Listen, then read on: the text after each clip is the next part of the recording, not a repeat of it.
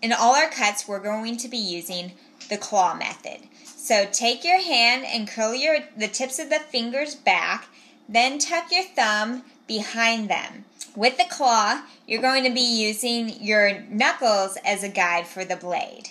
So you're actually cutting against your skin, but with the tips of your fingers bent back, this ensures that you don't cut off any tips. When you're holding your knife, you want to hold it like this, making sure that your pointer finger does not pop up.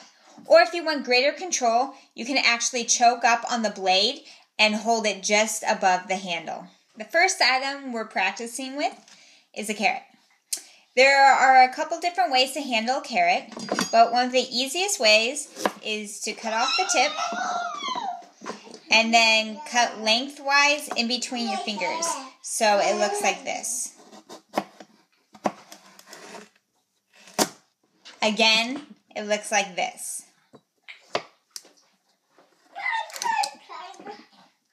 So now you have two halves, and if you want to, you can again cut these into fourths the same way, or you can leave them in half and even do semicircles.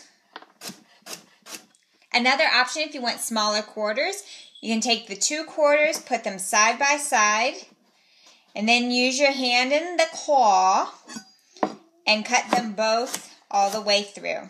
And then you use your thumb to help push the food up. When you do any slicing, you do a rocking forward motion. So you put the tip of your knife towards the cutting board, slice down and out. Next, I'm covering an easy way to dice an onion. This is actually when your paring knife comes in use, or even your utility knife. I'm going to use the utility knife for this onion because it's so large.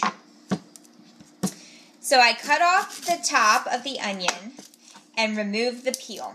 But when I remove the peel, I like to pull mine back and keep it on the actual bulb of the onion so that it makes a nice handle, just like this. Then if you want to make sure your onion won't roll on you, you can cut a flat surface. Now it's set. The best way to dice an onion is to score it first. So we're going to cut straight down the onion, but not all the way through, leaving the root intact. And now I'm going to turn it 90 degrees and cut it this way.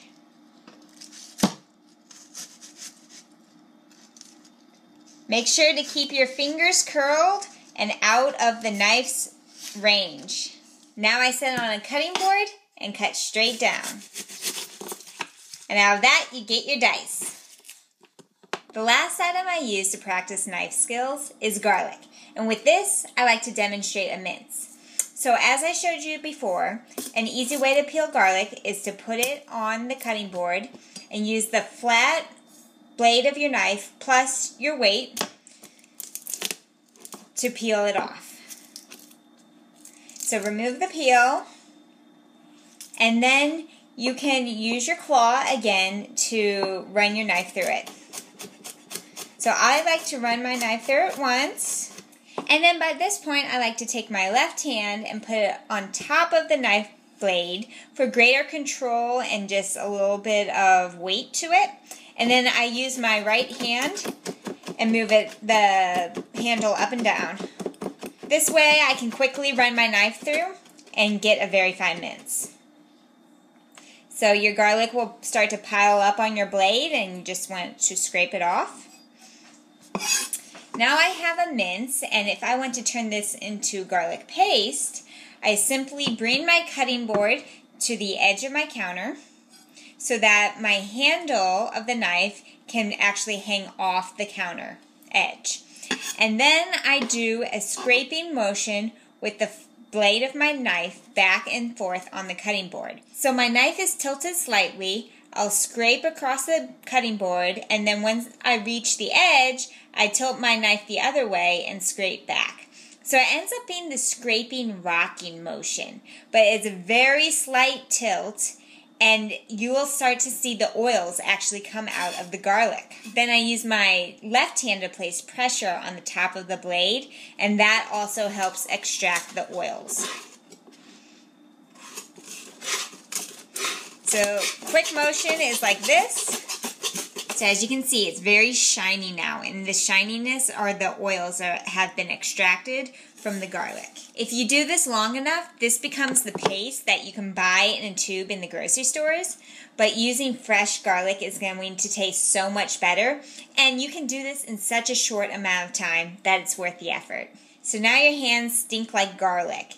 A good way to get rid of the smell is to run them against stainless steel under cold running water.